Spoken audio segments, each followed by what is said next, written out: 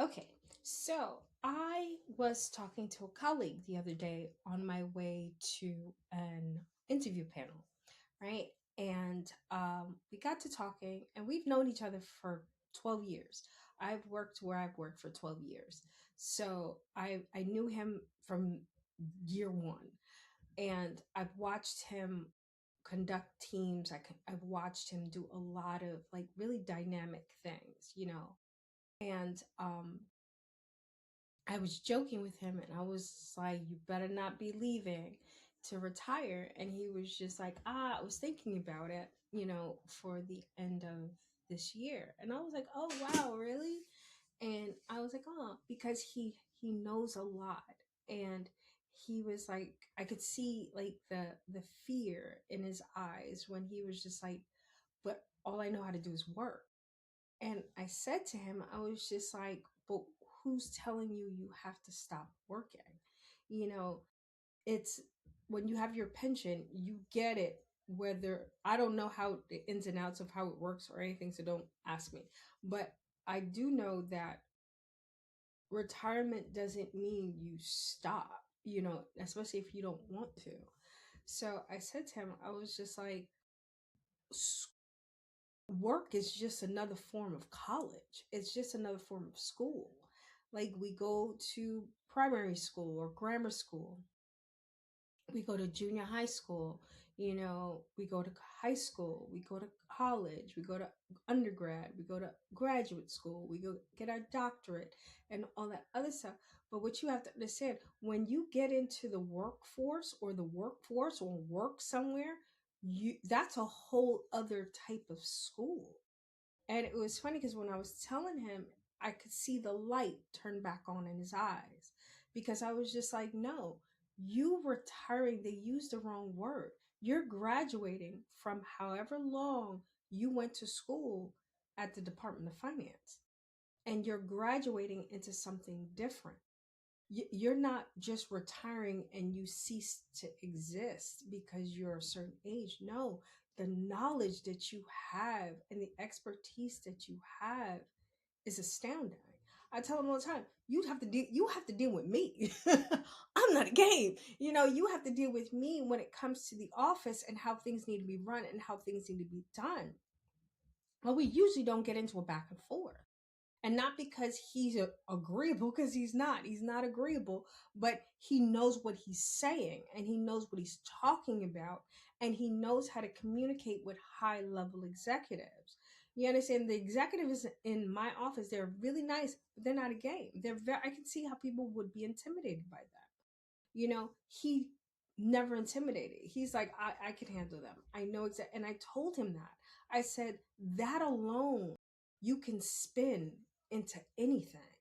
You can spin that into a consultant for how to organize your labor force, your labor team, how to get your labor team to work. And you'll still be doing what you love, but you'll be doing it the way that you want to do it and not clocking into someone else.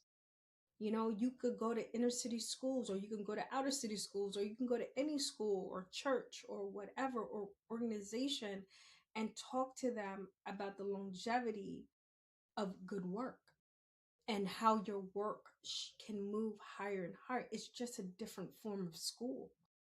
And this is not for the people who are like, I've done my time, I'm going to relax on a beach, all that other stuff. That's not what I'm not talking to you guys. I'm not. Congratulations, you made it. You did what you said you wanted to do, and now it's time for you to go do something completely different and go to sleep and just chill out. And I'm not talking to those type of people who are leaving wherever you are. I'm talking to the people like my colleague who was like, I don't know what I don't know what I'm going to do. I would go crazy. Those are the people who need to have a plan, not a plan when it just comes to money, but a plan when it comes to your time. Because once that time opens up, if you are not prepared for the time opening up and what to do within that time, it's going to be filled with a bunch of bullshit. It's going to be filled with a bunch of stuff that's going to age you quicker, that's going to stress you more, and you're going to feel like you're not doing anything. Especially, I'm not saying the first couple of months, you might sleep all day. I know once my schedule kind of dwindled down, not dwindled down, but slowed down. Oh my God, I didn't realize I needed so much sleep, especially during the pandemic. I didn't realize how much sleep I needed, and how much sleep I was catching up on. So that's might be a norm. But I'm talking about the people who, there's two people that I can see in my head right now that just retired, that I know they're consulting for something because they, stopping wasn't really an option. They just didn't want to do this anymore. This was like, okay, I'm done doing this. I've learned everything that I needed to learn and wanted to learn, and I got everything that I needed to get out of this. Now it's time for me to go do something else. That's how I want you to look at that. Don't look at it as you're retiring from anything. You're not retiring from anything. I don't understand why they call it that. You're not retiring. You're graduating. It's a graduation ceremony. It's not a retirement ceremony. You're graduating from, like, when I graduate, I'm graduating from the assistant position that I was at, and I'm gonna go to a different thing, or a different level, or a different adventure. That adventure with that people, or every, because some of these people, like I said, I've been there for 12 years. I've seen some people for 12 years every day, and it's crazy. But you tend to stay around the same people, and then eventually you kind of outgrow whatever this is, and it's time for you to move to another level, and a move to another school. You understand? Or another level of school. School does not stop. It doesn't. It doesn't stop when you get your whatever degree. It does not. It doesn't even begin when you get your degree. Your school begins. I For me, I felt like school began the minute I opened my eyes, and I was like, "Hello, world," and it was just different forms of school. You go from a kid, and you're in school, and then you get schooled on the streets. You get schooled in how home works, how higher. Like, I understood hierarchy at 5. Like, I did. I understood this person's in charge. That person has to listen to this person, and I have to listen to all these people. If not, my ass whooped. You understand? So I understood that at 5 years old. I was very aware at how structured and how things moved at an early age, because I would look around and be like, that didn't work for you, did it? We're not gonna try that. We're not gonna try that. That didn't happen. And that's the one she liked. So I'm like, I know I'm not doing it. So you have to find where you are and what you want to learn. Like, what do you want to learn? You can leave this job and have a pension, have money's not an issue. You don't need to worry about money. So you go learn a music instrument that you wanted to learn your entire life, and you spend the rest of your time, and then you start performing in front of people, and you go off into that adventure. Does that make sense? Or if you've always wanted to play the piano, you have time to do that. You have time to learn and go to that music school. Engulf yourself in that music school. Life can be your music. Life can be your music. Life can be your school. Life is music, but life can be your school. You don't have to go and just stay in your domicile or your box. And that's what I told him. And I felt good about myself, because I didn't expect to have that conversation that morning, especially so early in the morning. But I saw hope come back to his eyes, and that made me feel good. Not because, oh my God, I made hope, but because he has hope. It's no longer going to be a scary thing when he decides at the end of the year, yeah, I'm not gonna come back here. I'm gonna go to a different school. So always remember that. You're not even, it doesn't have to be retirement. Even if you're like, I've been at this job for 3 years. I don't really see myself going any higher. I don't see myself growing, I see myself just sitting here and regressing, then you know it's time to switch schools. I wouldn't recommend you switching school before you found another school, especially if income is involved. But you go and you, because that's what I did in the beginning. Until I got to finance, I, every 3 years, I was out until like Black Enterprise. But every 3 years, I was out because in 3 years, I already got the ins and outs on how it was run. I already knew what I wanted to do, and I already went as far as I knew I was going to be able to go, especially within that company, or want to go within that company. So once I realized that, I was like, okay, what do I want to do next? Do I want to make more money doing the same thing? Or do I want to go someplace else? I've worked at a diamond firm. I've worked at a Black Enterprise magazine. I've worked at a turnaround firm for companies that weren't doing well. I worked there for a little bit. I've worked at M5 Networks. It was like a phone company or whatever.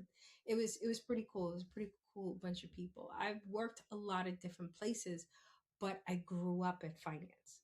I grew up at finance. I learned who I was and how I manage and what I do and how, because it was crazy because it felt like every 4 years it was a new semester. It was like a new classroom because the commissioners would change. So I learned different things from the different people that I was at. So it was like being at a new school every 4 years. So it was pretty cool. So I understand why a lot of people stay with the city, because every 4 to 8 years it's a whole new it's like a whole new thing. And I did more under one person than I did the other, and then I did less under the other person, which opened up more over here. So it was like it's like school. You learn different things working under different people. So I can understand why people stay here for 30, 40 years, because you're learning different things and you're growing and doing different things. But once you retire, what they call retiring from the city, that's when you go off into your next adventure. What is your next adventure? What do you want it to be? And it doesn't have to be for the whole time. You could be like, for the next 4 years, I think I'm just going to learn how to bungee jump. Okay, go bungee jump yourself around the world. Hope you come back. But it's like, you don't have to, like, you don't have to be okay until I die. It's not the same. It's not the same stretch as it is when you worked for the city or a city agency. You can do something. You can volunteer for 2 years or a year and be like, okay, I'm done volunteering. I want to speak. And what do you want to do? What do you like to do? There has to be something you like to do that you would do if nobody paid you for it. I'm living my life. Nobody pays me for this right now. So right now, but it's like, so I write books. I make decks. I do different things because I like doing it. And I just happen to turn it into a business. I like making hoodies and shirts and stuff. I like doing hair. I like jewelry and all that other stuff. So that's what I started to do. And it walking down that road just turned it into Kayla, New York. That's what happened. It wasn't, and the different parts of it, of the whatever. And that's how it happened. It didn't happen where I was like, oh, what do I want to do? And then I'm like, and I just, no, it kind of just evolved into it. But the first thing I did ask myself was, what would I do for free if nobody paid me to do it? And it was create. I love creating things. So what do you love to do even if no one is watching? It could be build a fucking house. It could be build birdhouse. It could be paint. There is a man that I met at the Gotti shop. We call it Gotti shop. It's called something else, but we call it Gotti shop. And he has the most beautiful drawings. And he gave me two of them, most beautiful drawings that he drew by hand. And I was just like, oh my God. But he's like, yeah, I'm retired. I don't do it. I was like, we can put these on shirts and you can sell these and we can put these on posters that because the talent is inside the house. I don't know what happened to my sleeve. Don't look at my sleeve. I don't know what happened to it. But your talent is inside your house. You understand? Your talent is so terrible. Your talent is inside the house. It really is. But oh, my dirty sleeve note. I am gonna wrap this up. I love you guys. Stay blessed. Deuces. Are we out?